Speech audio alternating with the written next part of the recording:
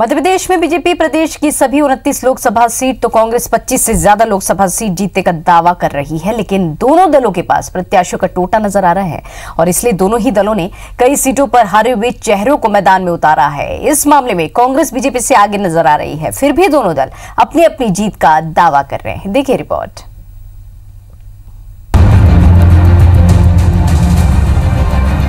मध्य प्रदेश में 15 साल बाद सत्ता पर काबिज हुई कांग्रेस लोकसभा चुनाव में भी कामयाबी का दावा कर रही है, तो वहीं बीजेपी मोदी का चेहरा सामने रखकर प्रदेश की सभी 29 सीटें जीतने का दावा कर रही है। लेकिन दोनों दलों के पास काबिल प्रत्याशियों का टोटा नजर आ रहा है और इसलिए दोनों ही दलों ने कई सीटों पर ऐसे चेहरों को मैदान में उतारा है जो लोकसभा या फिर विधानसभा में शिकस्त खाए हुए हैं।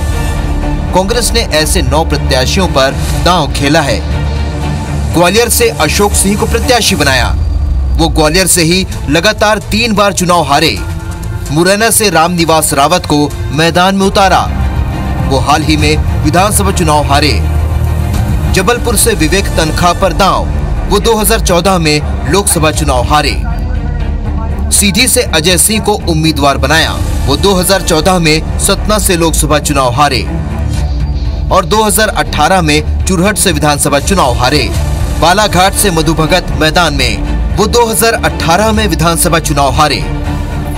सतना से राजाराम त्रिपाठी पर दांव, वो 2009 में लोकसभा चुनाव हारे।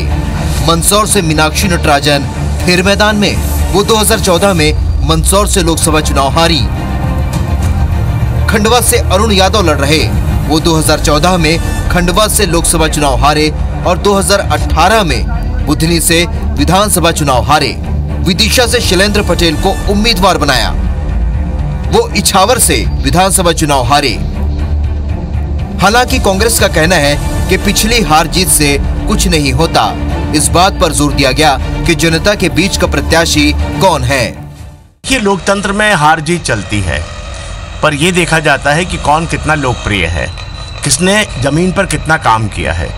मैं समझता हूँ जिन लोगों ने ज़मीन पे काम किया है, कभी हारे भी हैं कभी जीते भी हैं, तो जनता का आशीर्वाद जब मिला है तो देर सवेर उनको जनता फिर चुनती है।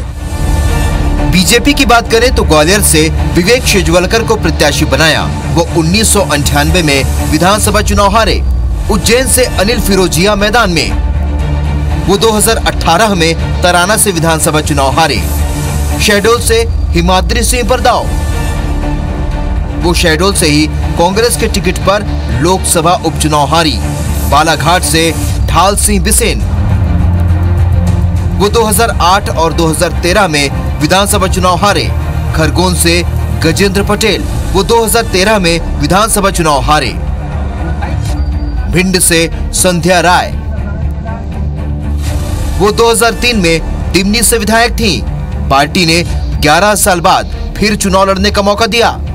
हालांकि बीजेपी का दावा है कि पार्टी ने जीतने वाले प्रत्याशियों को ही टिकट दिया है।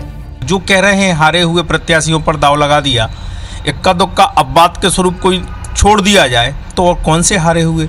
जिंदगी में अब राजनीतिक तौर पर पूरा निकाल के लेकर आ जाएं कि चुनाव कब कब हारे और उसके आधार पर हारे हुए हो गए, तो मुझे लगता बात बेईमानी होगी, उनके व्यक्तित्व के साथ में अन्याय होगा। हारे हुए चेहरे को रिपीट करने के पीछे पार्टियों के अपने दावे और रणनीति है। अब 23 मई को ही पता चल पाएगा कि किसकी रणनीति ज्यादा कारगर साबित होती है।